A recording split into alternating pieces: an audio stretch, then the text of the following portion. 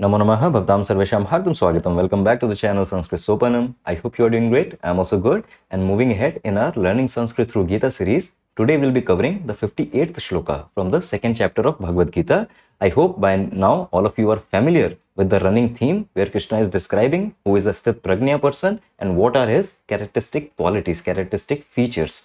So already the theme is out there. What we can learn from this particular shloka and what we can understand from Sanskrit point of view, all this we will see. Without wasting any more time, let's quickly dive into today's video. Okay, so this is the shloka for today. Let me go through the shloka once. Yada samharate chayam kurmongani va sarvashah indriyani indriyarthebhyah tasya pragnya pratisthita.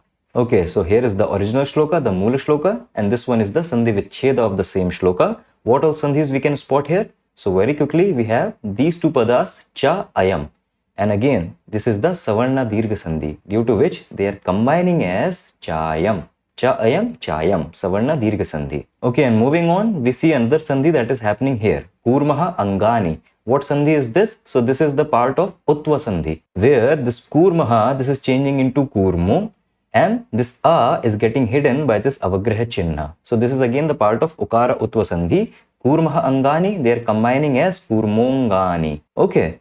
And then you have the Sandhi happening between Angani and Iva. What Sandhi is this? So this is again the Savarna Dirgha Sandhi.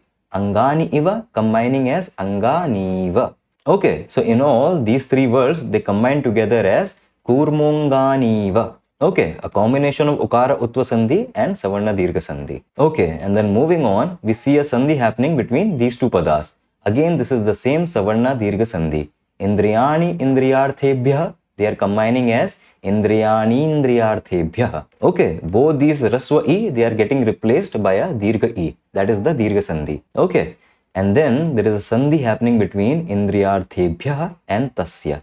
Again, what Sandhi is this? So the Visarga is getting replaced by a Sakara. So it is a Sattva Sandhi, Sakara Sandhi. So Indriyarthebhyah Tasya, this is combining as Indriyarthebhyas Tasya. Visarga getting a Sa, Sakara. Okay, and again these three padas also joining together due to the combination of these two Sandhis. Dirgha Sandhi here, Sattva Sandhi here.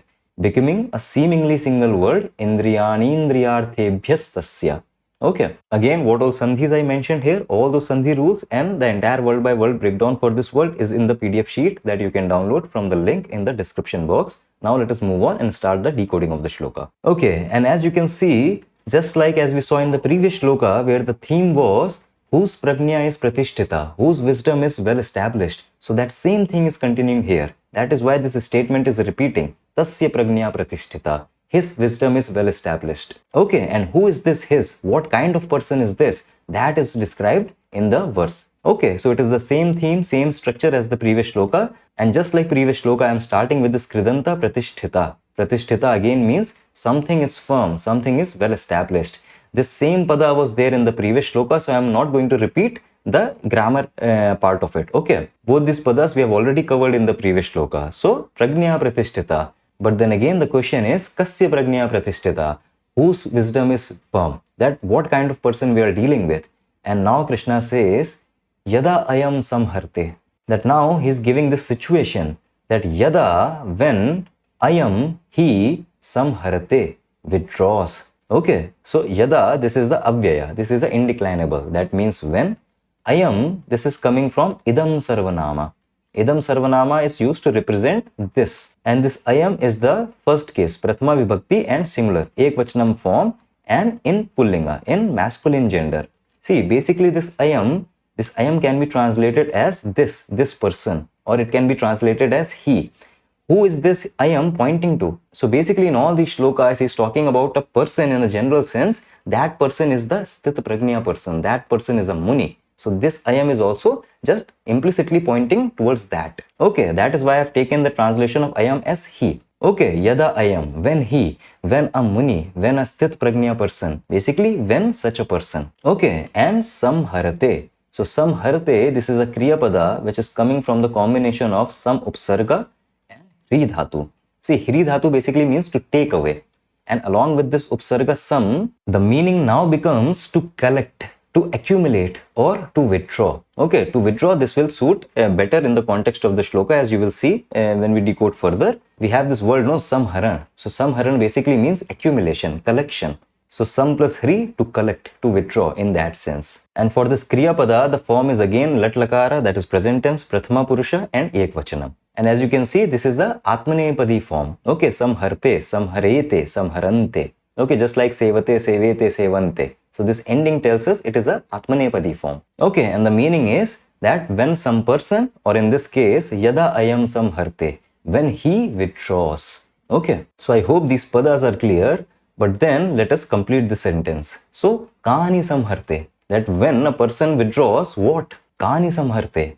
So, yada ayam indriyani samharte. And indriyani, so this is coming from indriya pratipadika. Indriya is a akaranta neuter gender, napumsaklinga pratipadika, that means sense. Okay, so indriya in dutiya vibhakti bahuvachanam becomes indriyani. Now the question is, kebhyaha indriyani samharte. Kebhyaha, from what these senses are withdrawn, and we get yada ayam indriyarthebhyaha indriyani samharte. Okay, and this word form is coming from the pratipadika indriyartha.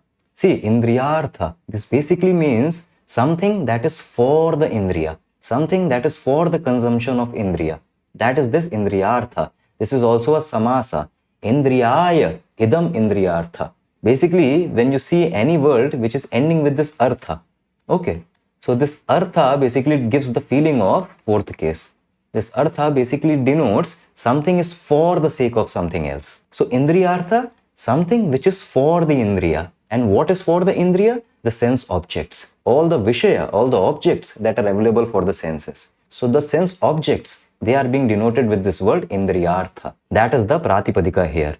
And we are trying to say that when he withdraws the senses from the sense objects. So we are trying to say from indriyartha, from the sense objects. So for this prayojana from, we are using the fifth case, and from the sense objects. So of course it is plural. So indriyartha in Panchami Vibhakti Bahuvachanam becomes indriyarthebhyaha. Okay, the meaning is from the sense objects. Okay, so I hope this pada, this is clear. And the sentence now is yada ayam indriyarthebhyaha indriyani samharte. That when he withdraws senses from the sense objects. So now the situation is complete, that when a person is able to withdraw the senses from the sense objects, tasya prajna pratishtita, such a person's prajna is pratishtita. This is the situation that Krishna is giving here. Okay, so I hope these padas, they are clear. And now, to just give more impact to this situation he has created, Krishna is using a upama. He is using a simile. Okay, and this is a common practice that in Sanskrit shloka, in Sanskrit verses, we get a lot of comparison, a lot of similes, a lot of upama. And that upama is generally visible with this keyword, with this avyaya iva. Iva basically means like this, similar to. So this iva is used to indicate a comparison, indicate a simile, upama being given. So first let us understand these padas. Kurmaha. This is coming from the kurma pratipadika. Kurma basically means a tortoise. That is that kurma. Here it is the prathama vibhakti ekvachanam form kurmaha. Then this sarvashaha. So this sarvashaha is an indeclinable, is an avyaya. Sarvashaha basically means on all sides. Sarvashaha basically means wholly, entirely. So that wholly, that entirely, that can also be understood as on all the sides. That is that sarvashaha. And then angani. So this is coming from the pratipadika anga. And anga, as we all know, means limbs. Okay, limbs, as in the body parts. And angani, just like indriyani, is also the dutiya vibhakti bahuvachanam shabdarupa. Okay, and this iva is this like, because we are making a comparison. And now the previous statement was yada ayam indriyarthebhyaha indriyani samharte. That when a person withdraws senses from the sense objects, and the comparison for it is kurmaha eva. Like a tortoise who withdraws angani, who withdraws his limbs, sarvasha, entirely, who withdraws its limbs on all sides. And that is the nature of tortoise, no? That when a tortoise, he senses danger, so immediately he retracts, he withdraws all his limbs inside his hard shell body. So that comparison is being given here. That like a tortoise which withdraws its limbs on all the sides, similarly, when he withdraws the senses from the sense objects, then such a person's prajna is considered to be pratishtita. That is what we are getting here. So now let us see the anvaya along with the anuvada. See again, since this is the continuation dialogue, so we have this cha. So think of these two verses as two statements which are joined together with this and. That is why I'm placing this cha here, because we know that when we join two statements using this cha, so that cha is generally placed after the first word of the second line of the second statement. Okay, and it has to be read like a continuation statement. So yada cha, and when kurmaha sarvashah angani, like a tortoise which withdraws its limbs on all the sides, ayam, he, or such a person, indriyarthebhya indriyani samharte, he withdraws the senses from the sense objects. Tasya prajna pratisthita, then his wisdom is pratisthita, then his wisdom is steady and firm. That is what Krishna is telling us here. Okay, so that was it. And see again, with this shloka, we can understand what Krishna is trying to say here. Krishna is trying to very clearly tell us that the whole point of this spiritual growth, the whole point of these spiritual studies, the whole point of trying to get this self-realization is not to run away from this world. That is not the point. The point is to stay in this world amidst all the chaos and then find the correct balance. That is the whole point. That the fight is not to be fought somewhere else. The fight has to be fought right here, right now, wherever we are. That is what is being indicated here. That if a person can withdraw the sense from the sense objects, then that person's prajna is pratishtita. And where are the sense objects? Everywhere, all around us. So at all places, at all times, we have to apply these knowledge, this wisdom that we are getting. See, a lot of time we are told that our Shastras say that out of all the 4 ashrama system, of all the ashramas, the Grihastha ashrama is the best ashrama. And why this statement is significant is because the Grihastha ashrama gives you that perfect play field where you can apply all that we learn from these spiritual things. Because in Grihastha ashrama, we are not a student. We don't have limited access to things. We are also not sannyasis, where we have withdrawn ourselves up to a certain extent from these things. We are living in the chaos of the society. We are living in the full multifaceted family systems, all the societal systems, all the cultural systems. We are well rooted in the society. So all kind of chaos, all kind of up and down, all kind of dynamics that you can have while living in this world, that comes when you are a householder, when you are a grihastha.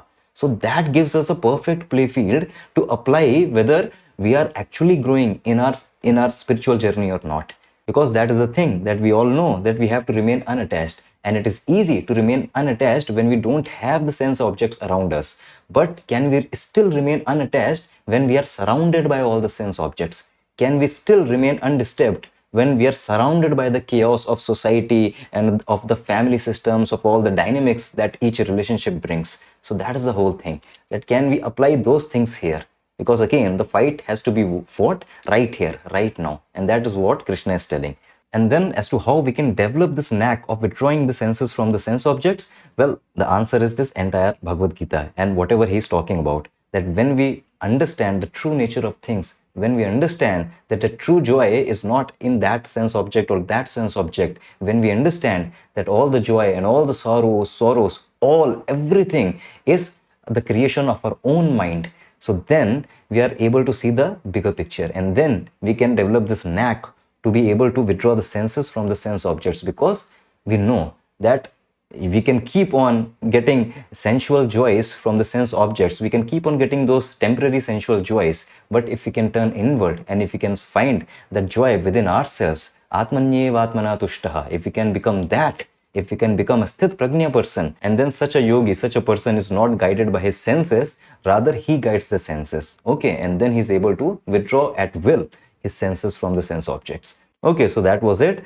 I hope all the padas, everything was clear. There's a PDF sheet to help in case I missed out anything. I'll now take leave. I'll meet you in another video with another shloka. Until then, stay awesome, stay happy, keep learning Sanskrit. Vayam punah milamaha. Dhanyavad.